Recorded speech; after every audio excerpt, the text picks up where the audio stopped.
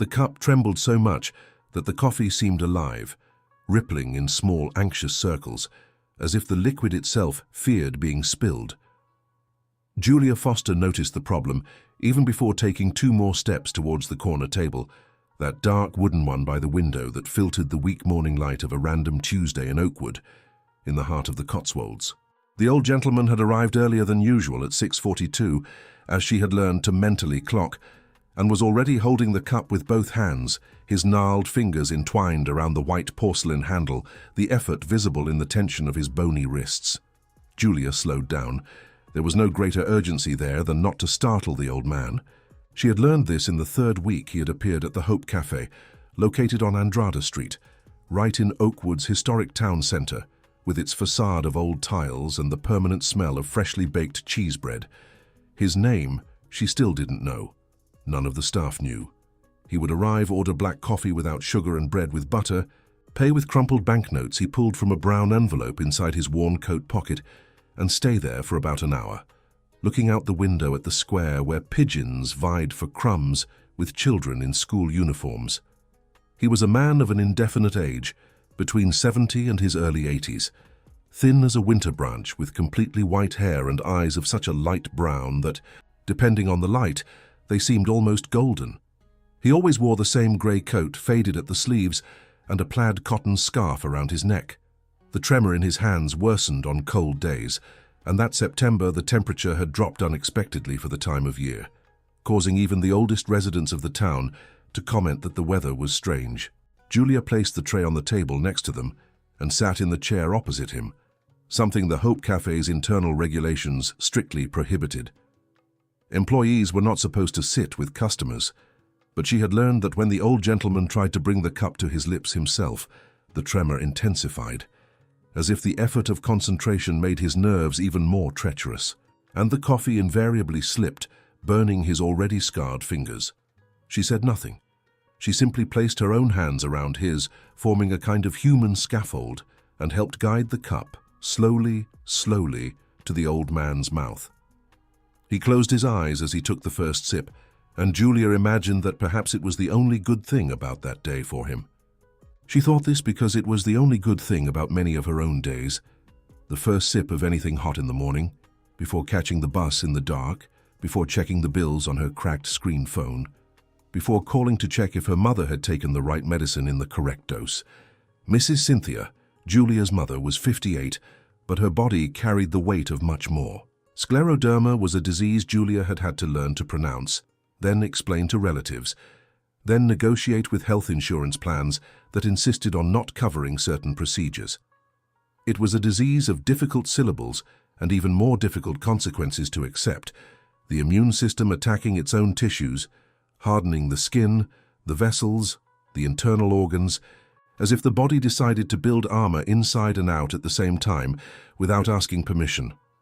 Julia was 26 and had a semester and a half of educational psychology on hold, as if college were a suitcase she had left at a bus terminal while rushing to solve an emergency, and had never managed to return in time to pick it up.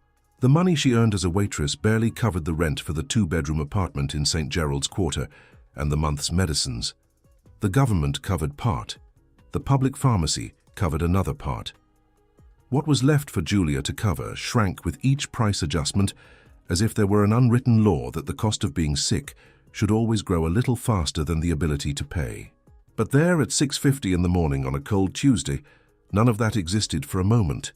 There was only the cup slowly guided, and the elderly gentleman who opened his eyes looked at Julia with those golden brown eyes and said, with a voice that came from very far away, like someone speaking from within an ancient dream, "You are a very patient young woman."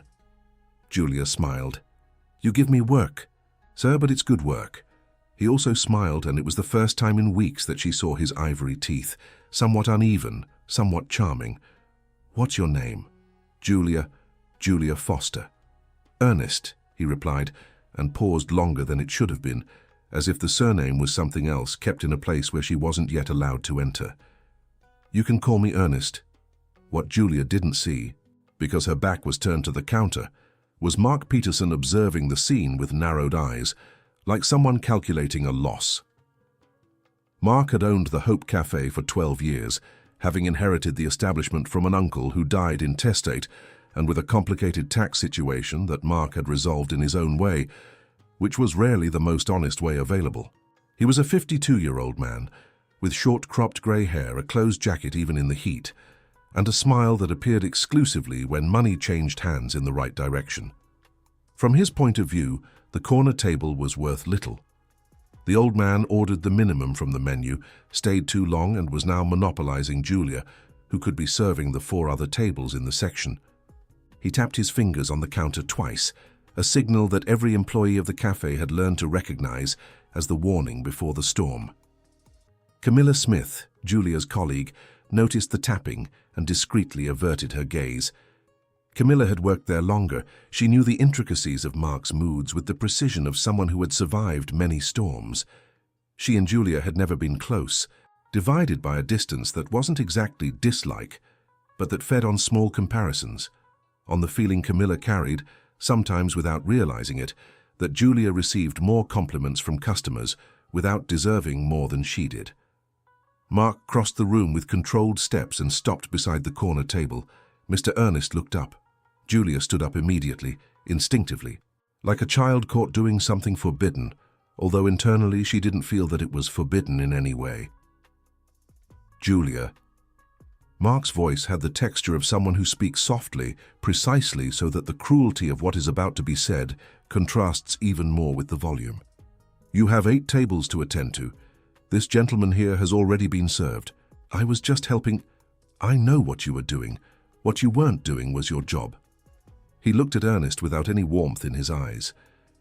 Do you need anything else, sir? Ernest replied no, with the same calm voice as before, but there was something different about him now, a kind of attention that was neither nervousness nor discomfort, something more akin to the concentration of someone mentally noting everything down. Julia returned to the counter, adjusted her apron, and took a deep breath.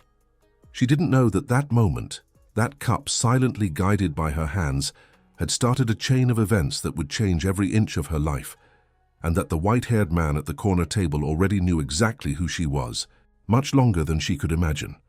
For the next 3 days, Mark Peterson made no direct comment.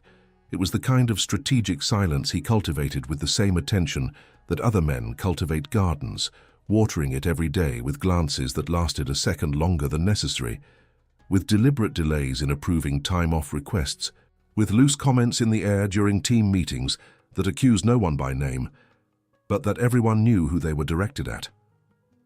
Julia knew that method.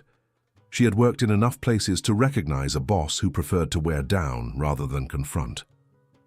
On Thursday, however, Ernest spilled his coffee. It was no one's carelessness. The chill came suddenly, as sometimes happens with older people in September, when the body decides to react to the cold with an involuntary spasm, and the cup flew through the air, staining the red plastic tablecloth and dripping onto the dark granite floor. Julia happened to be passing through that aisle, tray in hand, and stopped without thinking, placed the tray on the adjacent table and went to get a cloth, a glass of water, to check if he had burned himself. Ernest said no, his voice a little more agitated than usual, and she realized that the agitation was not physical pain. It was shame. An old and deep kind of shame, that of someone who has spent their whole life being the most capable in the room and suddenly finds themselves needing help with the simplest things. Julia knew that shame too, from another angle, that of someone who watches their mother trying to button her own blouse for 10 minutes and pretends not to be looking to preserve her dignity.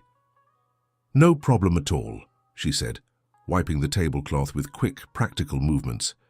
It happened to me yesterday. I spilled a whole tray of juices. It's part of the job. It was a lie, but it was the kind of lie that harms no one and relieves someone, so Julia considered it worthwhile.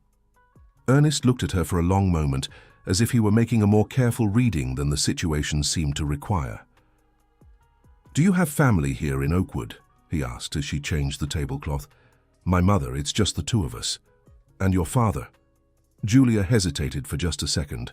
It was a trained hesitation, the kind that leaves no visible mark on the surface of the conversation, but which she herself felt like a stone passing down her esophagus. He left when I was 11. I have no contact. Ernest nodded slowly. He didn't say he understood. He didn't say he was sorry. He just nodded, like someone receiving information and carefully placing it in the right spot in his mind. "And your mother, is she well?"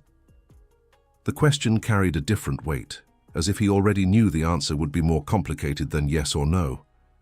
"She has an autoimmune disease. We're getting by." "What's her name?" "Cynthia. Cynthia Foster." Ernest repeated the name softly, almost to himself, and something passed across his face that Julia couldn't identify. It wasn't pity. Pity she recognized and detested. It was something else, more like a memory being carefully touched. Mark chose that moment to cross the room. This time there was no discretion in his voice, and Julia understood that the audience with customers at the other tables was part of his plan, because Mark Peterson understood public humiliation with the same naturalness that a conductor understands musical scores. "Julia." He stopped in the center of the aisle, arms crossed. "This is a cafe, not a nursing home. Every minute you spend playing nurse here is a minute another table waits." Some heads turned. Julia felt the heat rise up her neck. "Mr. Peterson, the customer had spilled." "I saw what happened. You clean up, you leave, you don't sit around as if you're a visitor." He looked at Ernest with a coldness that pretended to be pragmatism. "I apologize, sir, but this cafe doesn't survive on orders of £1.40. If you want to stay longer, the next cup is waiting." The nearest table fell completely silent. A middle-aged woman drinking tea placed her cup on the saucer very slowly, as if any noise would be inappropriate at that moment. Ernest said nothing. He just looked at Mark with those completely calm, golden eyes, and there was something in that calm that should have warned Mark, but it didn't, because Mark judged men by the clothes they wore, and the worn grey coat said nothing he found worthy of attention. Julia went to the counter without another word. Camilla, who was arranging glasses 2 meters away, looked at her with an expression that tried to be neutral but couldn't hide a small, embarrassed satisfaction. "You know this happens every time," Camilla said in a low voice. "You do more than you need to and he gets angry. It's not hard to understand." "I'm not doing more than I need to," Julia replied, controlling her tone. "I'm doing the minimum any human being would do." "That's very nice, but kindness doesn't pay the bills here." When Julia's shift ended at 2 in the afternoon, Ernest had already left. He had left the exact payment as always, the banknotes folded in 4 inside the napkin holder. But there was one thing different that day. Beneath the banknotes there was a folded paper, and on the paper were just 4 handwritten words, in a script that had trembled along with the fingers, but was clearly the handwriting of someone who had written a lot during their life. "You have a good heart." Julia folded the paper and put it in her apron pocket. She didn't show it to anyone. That night, in the apartment in St. Gerald's Quarter, while helping Mrs. Cynthia take her 8 o'clock medicine, she read the paper once more. Her mother asked what it was. Julia said it was a work reminder. Mrs. Cynthia didn't insist, but looked at her with the specific wisdom of mothers, who know when their daughter is hiding something good for fear of spoiling the magic of saying it out loud. What Julia didn't know and couldn't have known that night was that the same paper had a twin, a copy of the 4 words, written in a black leather diary that had been delivered that afternoon to an office on the 20th floor of a building on Ring Road Avenue in Manchester, with a note beside it: "I found the right person." While Julia slept unaware, 15 days and 280 kilometers away, a business conglomerate began preparing a visit that would forever change the routine of a cafe and everyone within it. It was a Wednesday in October, and the Hope Cafe smelled as usual, of cheese bread and brewed coffee, when the first black car stopped on the sidewalk of Andrade Street. It was no ordinary car. It was the kind that makes people on the sidewalk instinctively stop and stare, not necessarily out of envy, but out of the kind of automatic astonishment that the presence of certain out-of-place things provokes, like seeing a peacock in a parking lot. Julia, carrying a tray with 2 coffees and a slice of cornmeal cake, looked out the window and saw a second car stop behind the first. Then a third. 8 people emerged from the cars, 5 men and 3 women, all dressed with the geometric precision of those who dress to communicate authority before opening their mouths. dark suits, leather briefcases, expressions that were not rude, but also lacked any warmth. One of the women carried a tablet and spoke on her cell phone at the same time, with the naturalness of someone who has been doing it for years. Julia couldn't make out the words, but the tone was that of someone confirming details of a long-decided plan. They entered the cafe as a group. Mark Peterson, who was behind the counter reviewing a printed spreadsheet, looked up with the automatic expression of someone about to welcome guests, and then that expression was slowly replaced by another that Julia had never seen on his face, something between surprise and the beginning of a fright. The man who entered at the head of the group was none of the 8. He was the 9th and arrived last, slowly, leaning slightly on one of the women's arms. It was Ernest, but not the Ernest of the worn grey coat and crumpled banknotes. It was the same face, the same golden eyes, the same gentle tremor in his hands, but dressed in a way that transformed everything around him into a mere backdrop. His coat was a different shade of grey, of a fabric Julia wouldn't know how to name, but which clearly wasn't found in any store in Oakwood. He walked with the same difficulty as always, but there was a dignity in his slowness that suddenly seemed part of him, not a limitation, but a choice. Julia stopped in the middle of the room, the tray still in her hand, and Ernest saw her. He walked directly to her, ignoring Mark completely, ignoring the other customers who had already stopped talking, ignoring Camilla, who stood behind the counter with her mouth slightly open. "Julia," his voice was the same as always, coming from afar, as if from within an ancient dream. "I needed you to know first." The woman with the tablet approached and said, in a professional but not cold tone, "My name is Dr. Felicity Quinn. I am the legal director of the Vance Group." She paused. "The gentleman in front of you is Ernest Vance, chairman of the board of directors of the Vance Group, which operates in the health, agribusiness, infrastructure, and education sectors in 11 regions across the country." The silence in the cafe was the kind that makes people suddenly realize they were breathing. Julia looked at Ernest. Ernest looked at her. Neither said anything for a moment, and in that moment there was an entire conversation that needed no words, the same conversation that had begun when she placed her hands around his to hold a cup of coffee on a cold September morning. "Why?" was all she managed to say.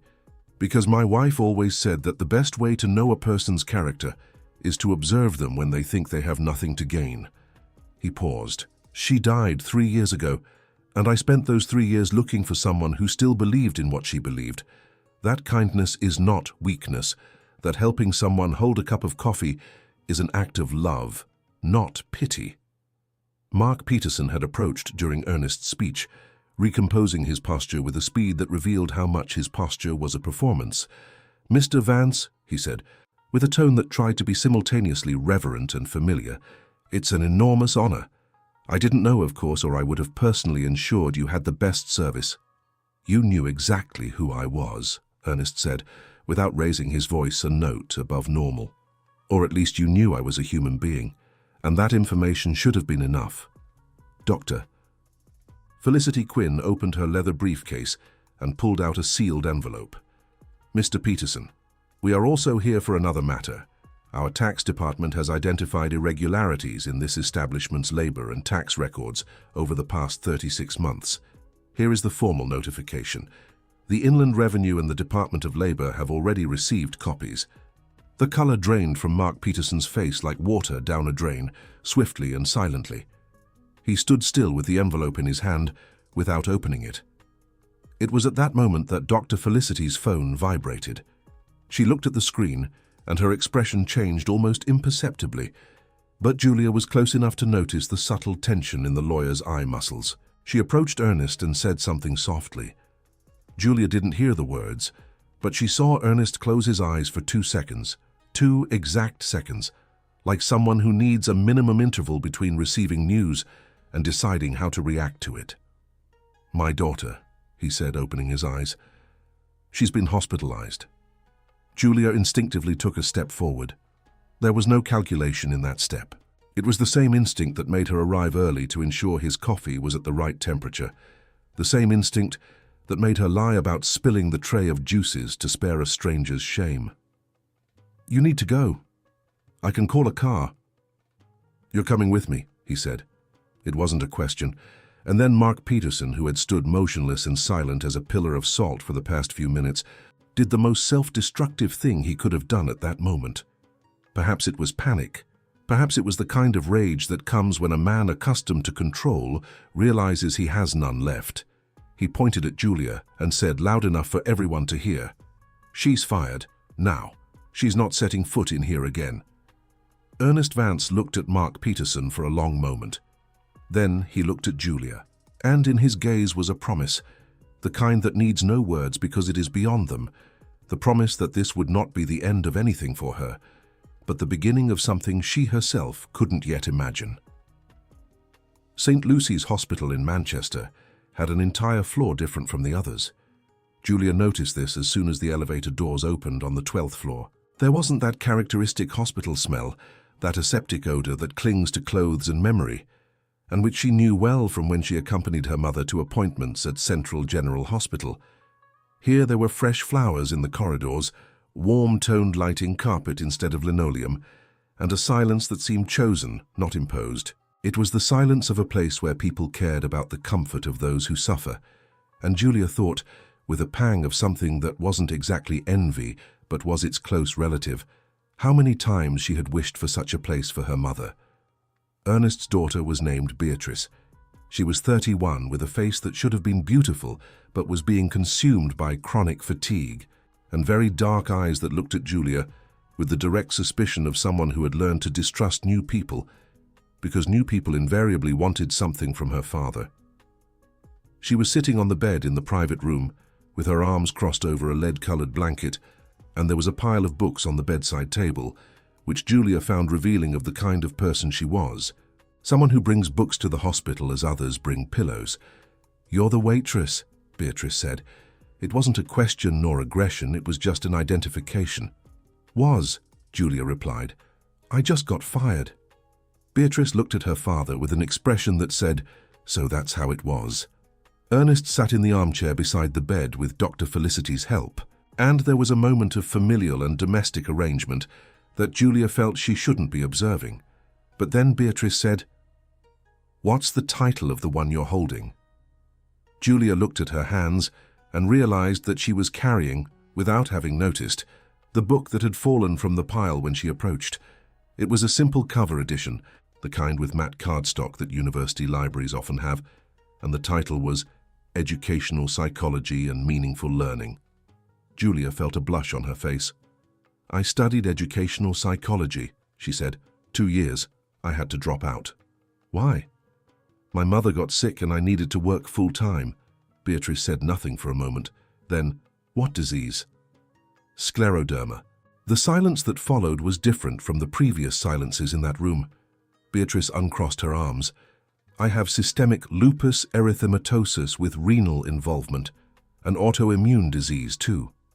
A pause. "So, you understand?" "I understand," Julia said. And in those 2 words there was a weight that only those who have closely accompanied such a disease can carry. The understanding that understanding does not mean solving, but it means not being alone in the understanding. Ernest watched the 2 of them in silence, with the attention of someone who reads not the words, but the space between them. There was something on his face that looked like relief, timid and precious, like someone holding something in their hand that they feared they had lost forever. The proposal came 3 hours later, when Beatrice had briefly dozed off, and Ernest and Julia were sitting in the corridor, in a kind of comfortable paralysis of those who don't need to fill the silence. Dr. Felicity had gone to the administrative floor, and one of the younger lawyers from the group brought 2 coffees in disposable cups that Julia took with both hands, as she always did, by reflex. "You're worried about your mother's medicine," Ernest said, not as a question, like someone who had considered a problem and come to a conclusion. "I'm unemployed," she said with simple honesty. "Her medicine costs more than I earned in a month and a half of work." Ernest nodded, then he said, "My daughter lives alone. Technically, she doesn't live alone. She has a team of nurses and doctors and security guards. But she lives alone in the way that matters. She doesn't have a truly close friend by her side." A pause. "I would like to hire you as her companion, full-time. You would live in the main mansion in Manchester. The salary would be equivalent to 3 times what you received at the cafe. Full health insurance for you and your mother, with coverage for scleroderma. Housing for your mother too, if she wants to come, and full funding for your educational psychology degree to resume whenever and however you wish. Julia looked at the cup of coffee in her hands for a long moment. There was something ironic and perfect about holding a coffee at that instant, as if the universe had a careful sense of humor. She thought of Mrs. Cynthia. She thought of the cup of different colored medicines she separated every week into a plastic box with the days of the week written on masking tape. She thought of the semester of educational psychology she had kept within herself as a promise to herself, in the way we keep certain things precisely because we need something to keep. "I'm not a nurse," she said. "It was important to be honest." "I'm not looking for a nurse," Ernest replied. "I'm looking for someone to help my daughter remember that life is still valid even when the body doesn't cooperate. You already know how to do that. I saw you do it for me every morning for 2 months." Julia was quiet for a time she couldn't measure. Then she said, "I accept, but there's one condition." "What is it?" "If I perceive that Beatrice doesn't want me there, I'll leave. No discussion, no process, nothing. She has to want it." Ernest looked at her with his clear golden eyes. "My wife would have liked you very much," he said. Julia called Mrs. Cynthia from the hospital balcony that afternoon. The Manchester sky had that specific orange of late October afternoon that looks painted by someone who was in a hurry and threw everything on at once. Mrs. Cynthia listened to everything in silence, which was unusual for her, as she normally commented on every sentence with some kind of intermediate reaction. When Julia finished, Mrs. Cynthia was quiet for another 5 seconds, then said, "Daughter, you always knew that a good heart has a price, but you never knew that the price was good too." Julia laughed, and it was a laugh that came from a deeper place than usual, from that depth where we keep things we don't believe we'll live to see. What neither of them knew, as the orange sun sank behind the buildings of Manchester, was that in Oakwood, Mark Peterson was sitting in his back office with a glass of water in his hand, looking at the tax notification envelope with the expression of someone calculating not how to pay a debt, but how to create a new problem for whoever had created his problem. The first 3 weeks at the Vance mansion were for Julia like learning to walk on ground completely different from anything she had ever trod before. The property was in a gated community in Mangrove Heights, Manchester, where the trees grew tall enough to create early morning shade and the birds woke before the alarms. The room assigned to her was larger than the living room of the apartment she had shared with her mother, and Mrs. Cynthia, who had agreed to come after 2.5 phone calls, spent the first few days walking through the corridors with an expression of someone unsure if she was dreaming or if she should call the doctor. Beatrice, for her part, had received Julia with the discreet suspicion of someone accustomed to disappointment. But there was in the heiress of the Vance group a kind of loneliness so ancient and so consolidated that she barely recognized it as loneliness, just as someone born with mild nearsightedness doesn't realize they can't see well until someone puts glasses on their face and the world suddenly has edges. Julia didn't try to force a friendship. She just appeared. She brought tea when Beatrice read. She stayed silent when Beatrice wanted silence. She spoke when there was something to say, and there was always something to say, because both had in common the specific universe of those who had closely accompanied an autoimmune disease, with all its own grammar of tests, half good days and impossible days, of medicines that work and medicines that stop working. One day Beatrice said, looking out the window at the garden below, "You don't do this because they paid you to." It wasn't a question. "No," Julia confirmed. "How do I know that's true?" "I don't know if you know, I just know it is." Beatrice was quiet for a while. Then, "My mother had a phrase I never understood as a child. She used to say that truly good people are incapable of justifying themselves because justification is always a form of negotiation, and true kindness does not negotiate." A pause. "Now I understand." The attack began in the 5th week. Julia was alerted by a message from an unknown number at 6:40 in the morning. When she was still in the kitchen preparing the lemon balm tea, Beatrice drank before anything else. The message simply said, "We need to talk. It's Camilla. It's serious." They met that afternoon at a cafe near the Manchester bus terminal, where Camilla had traveled from Oakwood specifically for that conversation. She was different, not in appearance, but in posture, with the kind of tension of someone carrying a weight that had become too big to keep pretending it didn't exist. She arrived first, was at the back of the cafe, with her hands around a glass of juice she clearly hadn't touched. "I lied," she said, even before Julia sat down.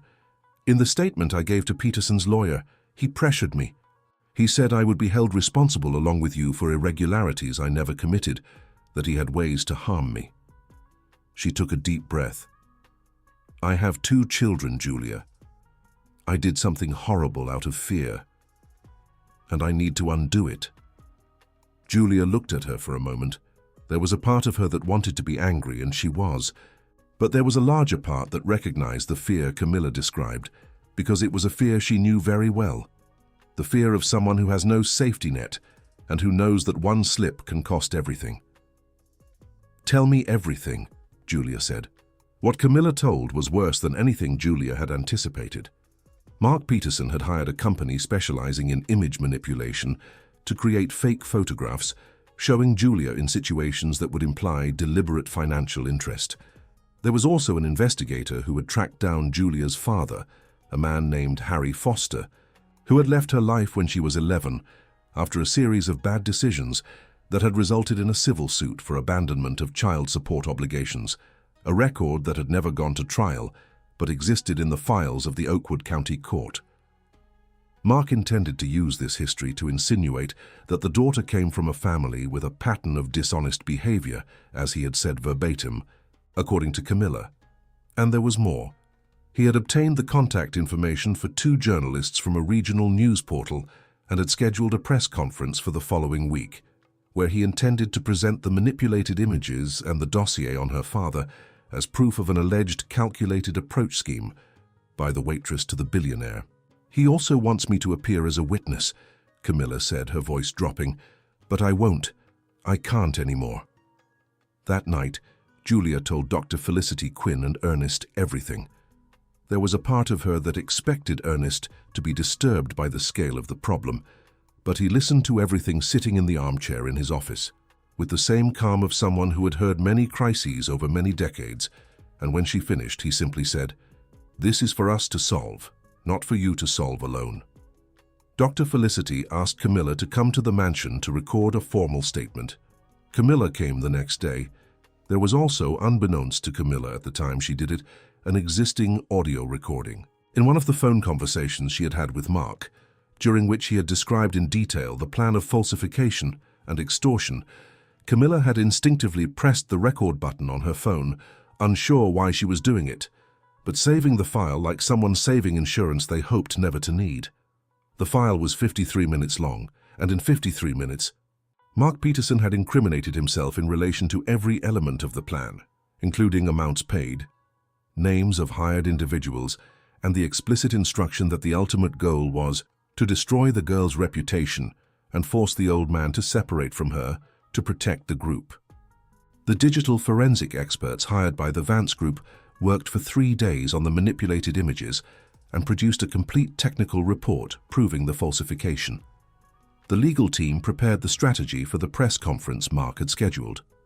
Beatrice, upon learning everything, got out of bed at 11 at night to go to her father's office and say that she would also be present at the conference.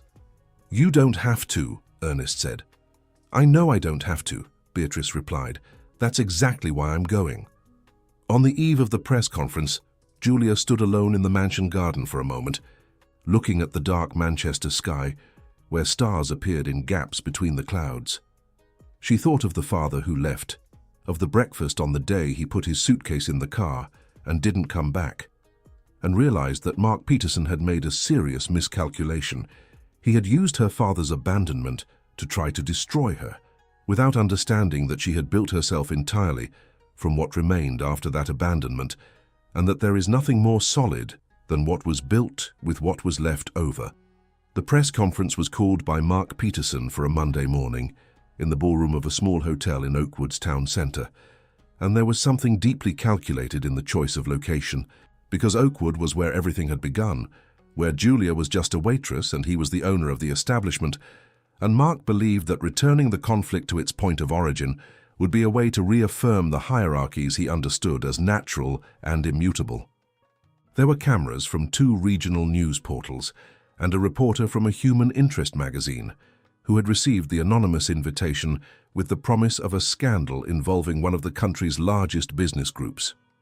The room had a capacity for 60 people, and 42 were present when Mark entered through the back door, jacket closed, with an expression that tried to be that of someone who had everything under control. What he had not anticipated was that the Vance family had arrived first. Ernest was sitting in the front row in a grey coat, not the worn one from Andrade Street, but one impeccably tailored that had been deliberately chosen for the occasion, with Beatrice beside him. Sitting erect in her chair despite the fatigue her body always carried, Julia was next to Beatrice. Mrs. Cynthia, who had insisted on coming, was in the next chair. Camilla was sitting 3 rows back, with a lawyer from the Vance group beside her. Dr. Felicity Quinn stood by the side wall, leather briefcase on her arm, and the calm expression of someone who had spent the previous night reviewing every detail of a plan she knew was solid. Mark began the presentation as he had rehearsed, with a voice modulated to sound concerned and civic-minded. He described Julia as a young woman who deliberately approached a man in a situation of emotional vulnerability, referred to the pattern of behavior of the Foster family, and then an assistant projected the manipulated images onto the screen. The photos showed Julia in fabricated contexts with enough technical competence to deceive an untrained eye. He allowed a moment of silence for the room to absorb what they were seeing. It was Dr. Felicity who stood up. She did not ask permission. She simply walked to the front of the room with the naturalness of someone entering a meeting that was always hers. "With your permission, sir," she said, with absolute courtesy and absolute coldness at the same time. "We would like to present the technical report prepared by 3 independent digital forensic experts, certified by the National Institute of Technology." She connected her own device to the projector, and the 2 images appeared side by side on the screen: the fabricated photo and the technical analysis that identified the altered pixels, the inconsistent metadata, the origin of the artificially inserted elements. The document was 62 pages long, and she presented only the executive summary, 3 paragraphs that were sufficient for anyone in the room to understand that the images were false, and that this falsity was technically demonstrable in any court of law. Mark tried to interrupt. Dr. Felicity continued, "We would also like to present an audio recording." She pressed play. Mark Peterson's voice filled the room with the same clarity of someone who didn't know they were being recorded, which is the clarity of someone who speaks without a filter.